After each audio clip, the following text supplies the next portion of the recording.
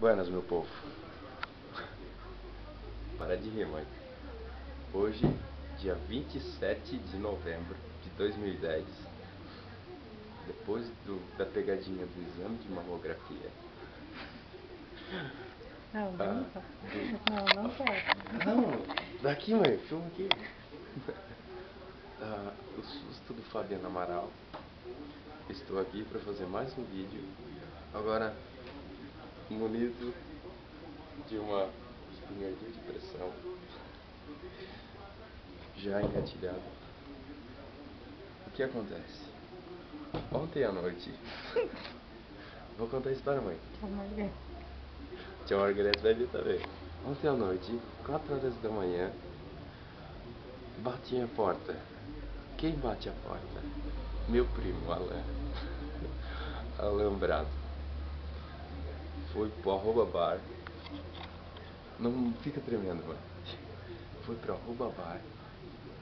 Provavelmente foi mexer com a menina e apanhou. Apanhou na cara. Chegou aqui em casa, cheio da laranjinha. Aí, mãe, tia, o Jeff e eu estão em casa? Então, o que deu, ela? É que eu apanhei na cara. Eu disse, apanhei na cara. O que nós ia fazer? Achei que era para ajudar a bater os quiá. Então, mãe foi ver, ele queria uma carona. Nós estamos sem carro, os coitados dos guris só andam de moto. Aí, de manhã cedo, a mãe vai lá na frente de casa dar uma olhada. Tava ele e seus dois fiéis escudeiros dormindo no chão. Era inacreditável, tinha que ter batido uma foto pra vocês acreditarem. A mãe de dó foi lá e trouxe meu primo pra dormir aqui 6 da manhã. Agora são umas 9h20 mais ou menos, já arrumei carona pra ele e a gente vai despertá-lo.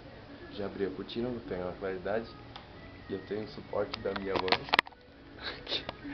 Mãe, filma aqui, mãe. Pega aqui, eu vou lá. Ela não quer me ajudar, pô. Ela não quer me ajudar. Agora, como é que eu vou dar um... Vou lá. Vou sozinho se ela não quer me ajudar.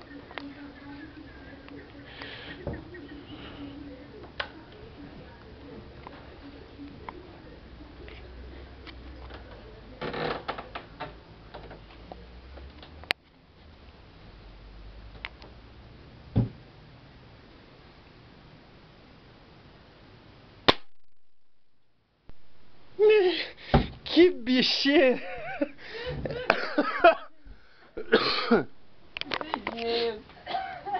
Desculpa então, né? Acho que eu não tava escutando lá. Me danei.